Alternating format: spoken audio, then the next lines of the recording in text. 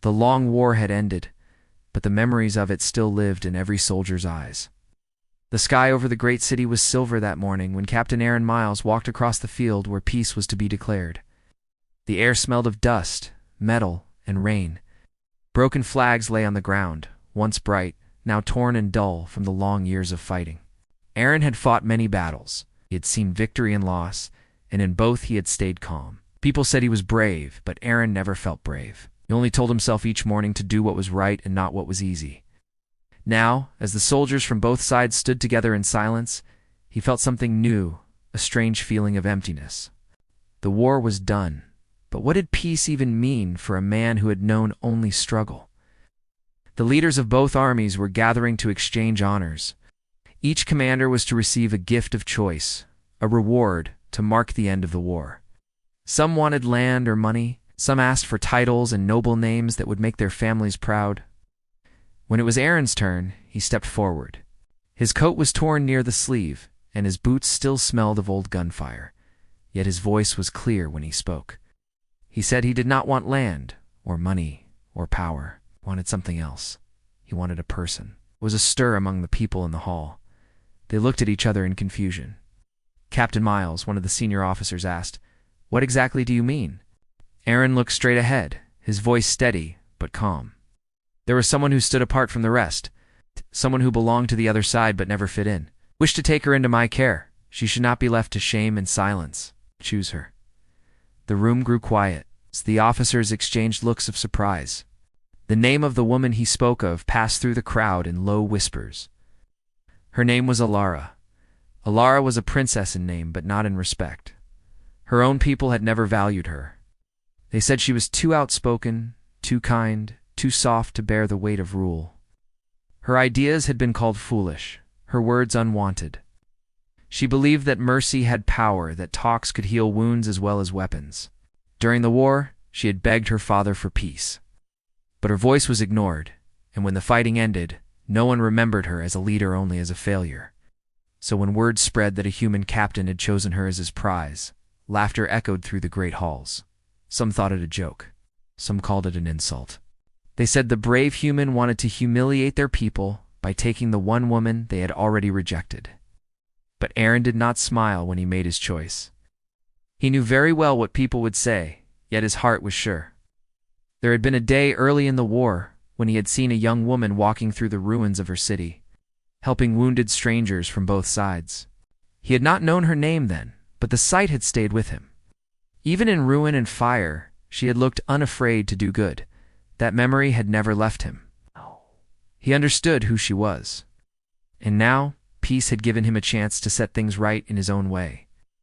The official who recorded the choices managed to ask, half in disbelief, "Are you certain of this, Captain?"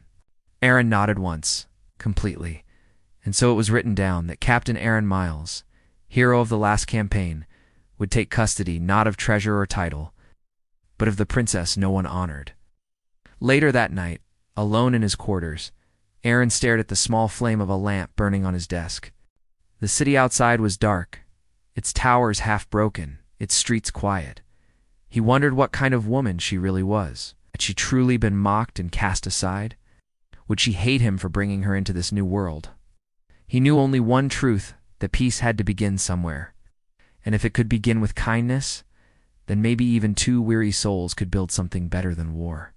When dawn came, the first gentle light spilled across the horizon. The sound of rebuilding echoed through the once broken streets, men lifting beams, women clearing rubble, children's voices calling out as though the war were already a faraway dream. And as the sun rose higher, a quiet promise seemed to rise with it. Aaron Miles had made an unusual choice. Many did not understand it.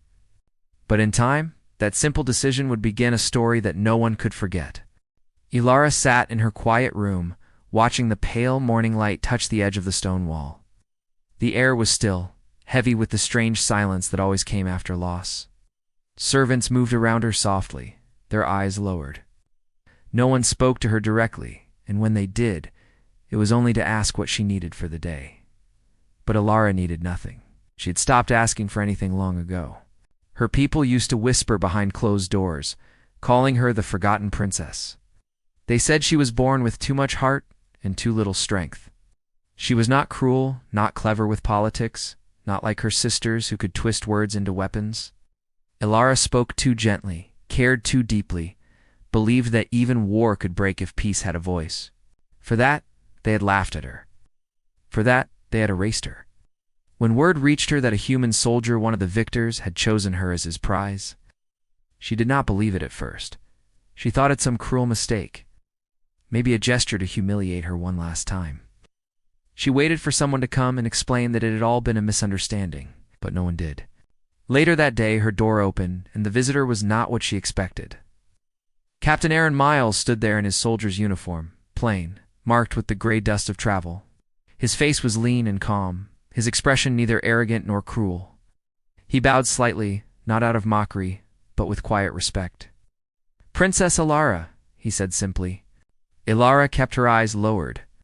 "So it is true," she said in a low voice. "The man who defeated my people now claims me as his prize."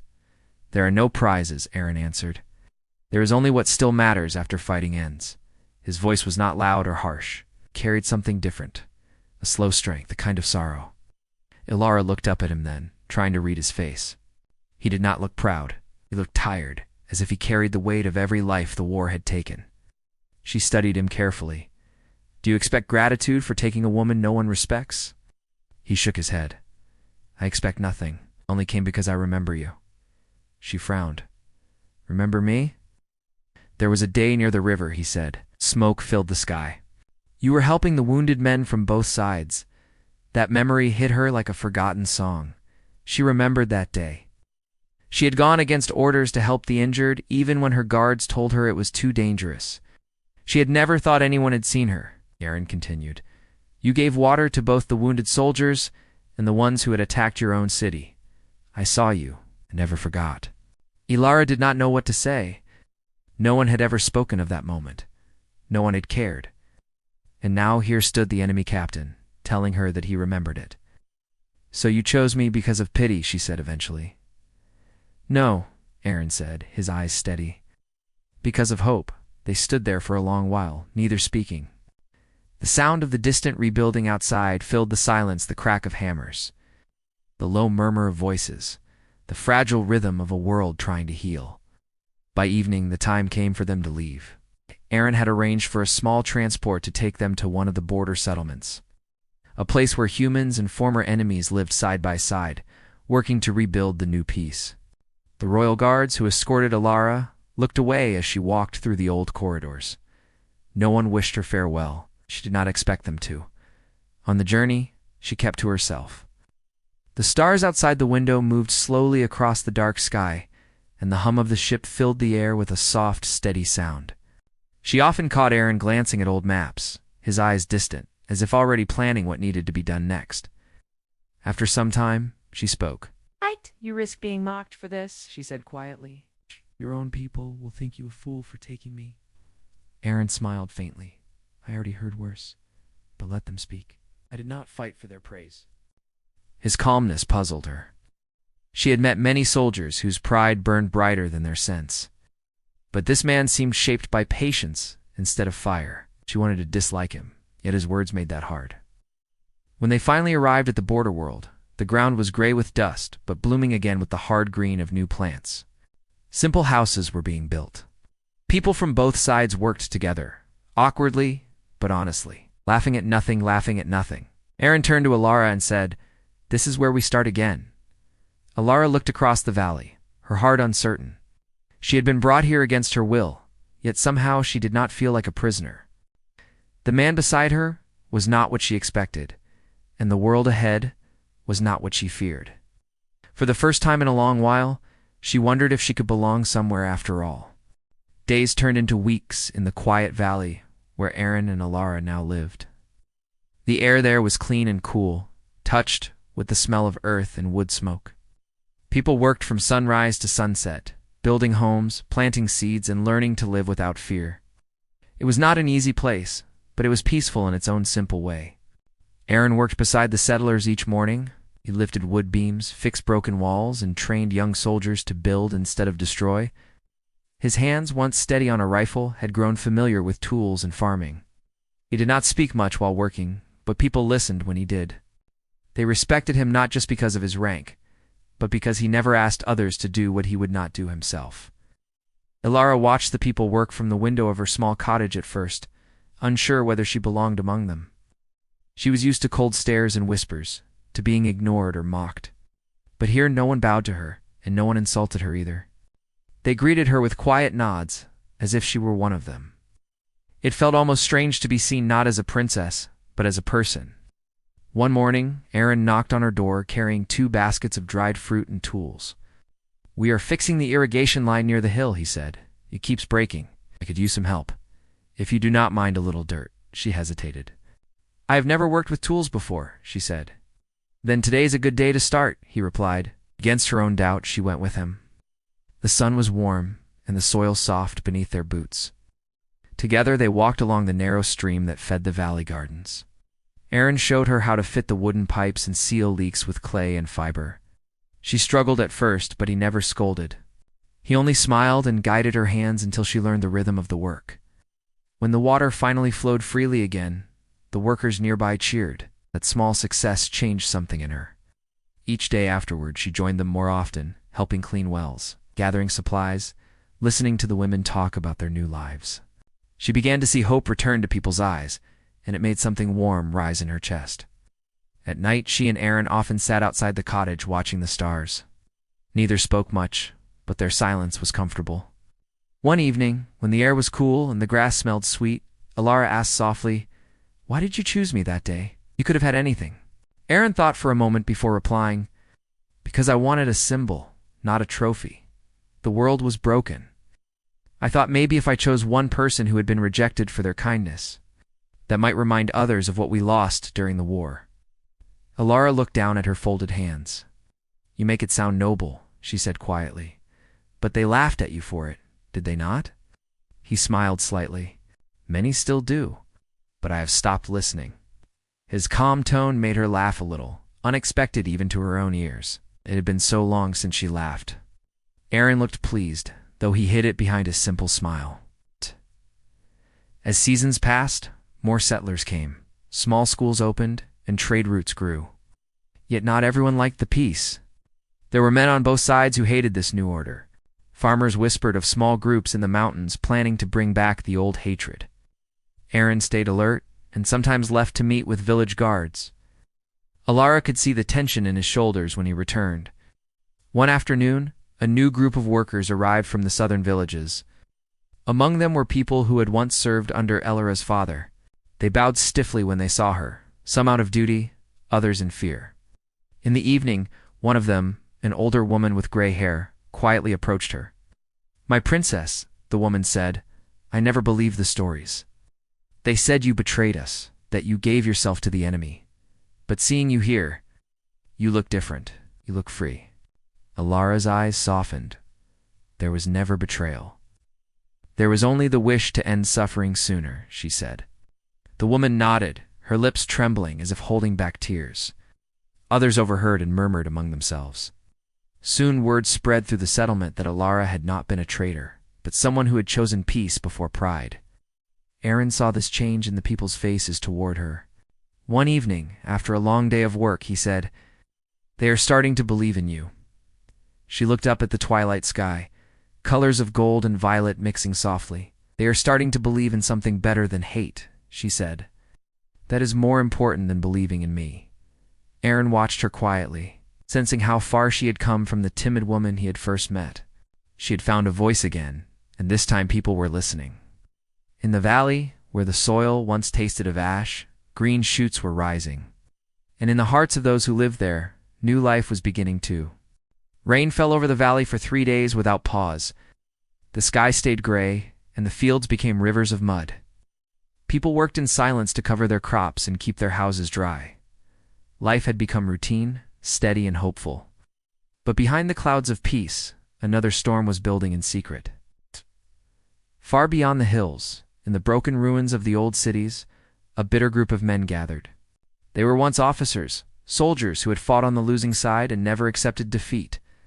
They believed the new alliance had stolen their pride, And when they heard of Alara living with a human captain, helping rebuild the world, their anger turned into fire.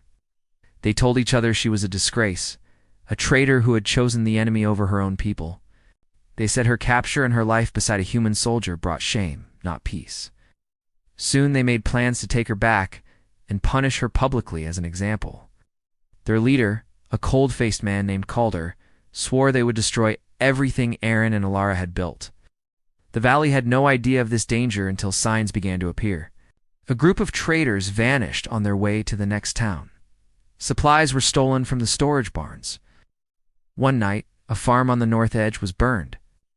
Aaron studied each event with quiet worry. He met with the village guards every evening. "It is not random," he said. "Someone is testing us, watching how we react." He could see the fear building again in the eyes of people who had just learned to hope. Alara tried to calm them, speaking softly in the square. "Fear will not save us," she told them. "Work together, protect one another. Panic will destroy what we built before any army can." Her voice was steady, and for a moment the crowds felt brave again. But deep inside, she felt the same cold dread. Oh. While Aaron prepared defenses around the valley, Alara visited the families who had lost homes in the fire. She helped clean the ashes with her own hands. People saw her working beside them and took courage from it. To them, she was no longer a fallen princess but a friend who shared their burden. One evening, as Aaron and Alara were walking back from the fields, a runner arrived, mud covering his legs, breath short. An armed group, marching from the east. "They will be here by morning." Aaron placed his hand on the man's shoulder, steadying him. "Go rest," he said. "You did well." Then he turned to Alara. Her face was pale, but her eyes calm. "So soon?" she said quietly. He nodded. "They want to take you." "I know." He took a slow breath. "If they reach the valley, they will not stop with you. They will kill anyone who stands in their way." Alara looked toward the hills, where the first flashes of lightning lit the distant peaks. "Then they will find we are not afraid." That night, the valley did not sleep. Aaron moved through the camps, speaking with every group of villagers. He showed them how to set barricades, where to stay low, how to fight smart if it came to that. They did not have much, just old rifles, working tools, and courage. Before dawn, rain fell again. The first sounds of battle came as faint echo shouts in the distance, the dull rhythm of footsteps approaching. Aaron stood by the main gate, his coat soaked, his eyes fixed on the dark path ahead. Lotta stood beside him, refusing to hide. When the attackers arrived, they shouted curses, demanding the return of their lost honor. Calder's voice rose above the noise. "Send her out, and we will leave you in peace," he called.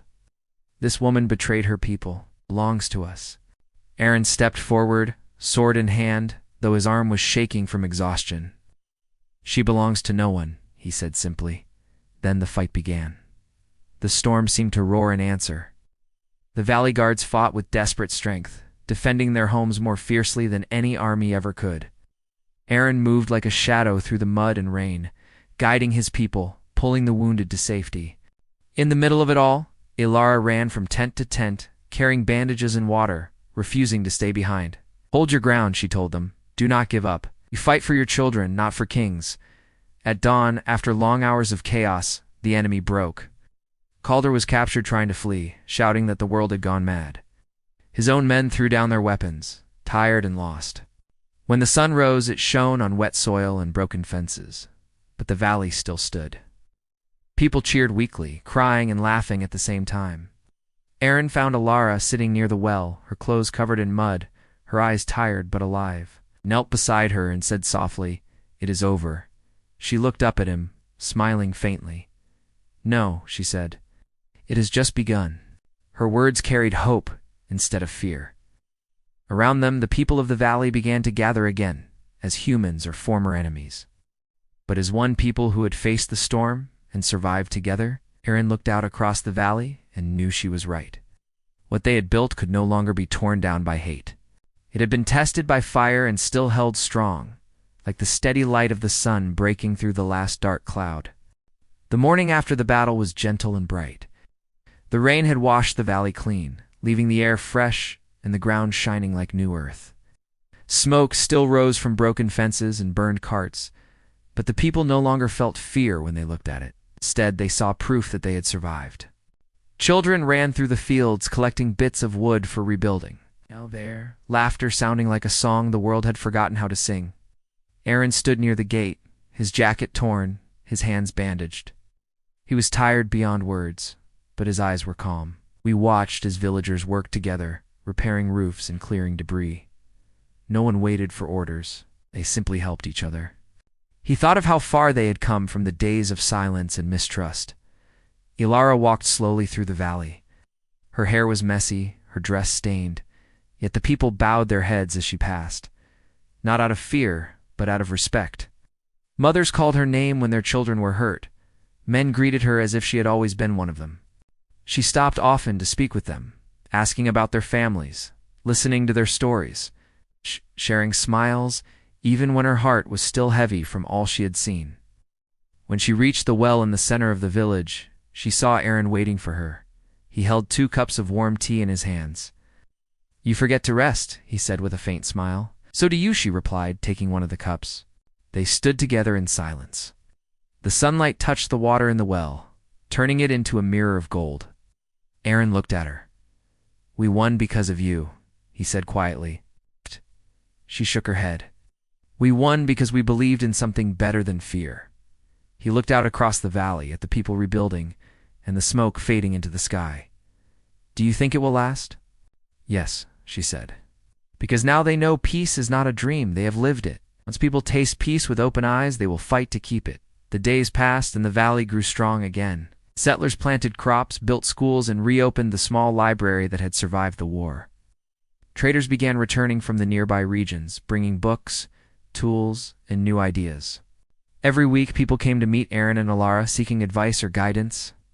What had started as a wounded corner of the world had become a center of hope. One evening, the townspeople gathered around a large fire to celebrate their victory and peace. Music echoed across the hills, and food was shared freely. Children danced in circles, while elders told stories of bravery and forgiveness. When they called for Aaron and Ilara to speak, the 2 stepped forward together. Aaron looked at the faces before him, faces once filled with fear, but now lit with warmth. "You all fought for more than land," he said. "You fought for the chance to live without hate. Hold on to that." Then Ilara spoke, her voice gentle but strong. "We came here as strangers. Some of you did not trust me. Some of you did not trust him. But look at what we built together. The world beyond these hills is still broken, but we have shown that unity is possible. Let our children grow up knowing kindness, not war. Let them learn that courage is not only on the battlefield, but also in the heart that forgives." For a long time after she spoke, the crowd was silent. Then someone began to clap, followed by another, until the whole valley echoed with cheers. Later, when the fire burned low and most people had gone to rest, Aaron and Ilara walked toward the edge of the meadow. The stars stretched wide and clear above them. "Do you ever think about the past?" she asked softly. "Every day," he admitted, "but I try not to live in it." She nodded. "But the past made us who we are, but it does not decide who we can become." They stopped by the fence that overlooked the valley. The wind carried the scent of fresh soil and blooming flowers. Aaron turned toward her and said, "When I chose you that day, everyone thought I was a fool. They called it madness." Ilara smiled faintly. "And now," he said, "I know it was the wisest thing I ever did." For a moment, she looked at him, and the world seemed quiet. Around them, the night was alive with the sound of crickets and the gentle breathing of the land they had saved. Years would pass, and stories about them would spread far beyond the valley. Some would speak of Captain Aaron Miles, the soldier who turned from war to peace. Others would speak of Queen Ilara, the forgotten princess who became the voice of a new dawn. Together, their names became part of songs and tales told across many worlds. But here, in the calm valley where their journey had truly begun, they were simply 2 people who had chosen hope over pride, kindness over fear. As dawn touched the sky with light, Aaron and Ilara stood side by side, watching the horizon bloom with color. The war, the pain, and the loss seemed far behind them now. In their place was something stronger, something built not from power, but from love, trust, and the unshakable belief that peace once fought for with honest hearts could last forever.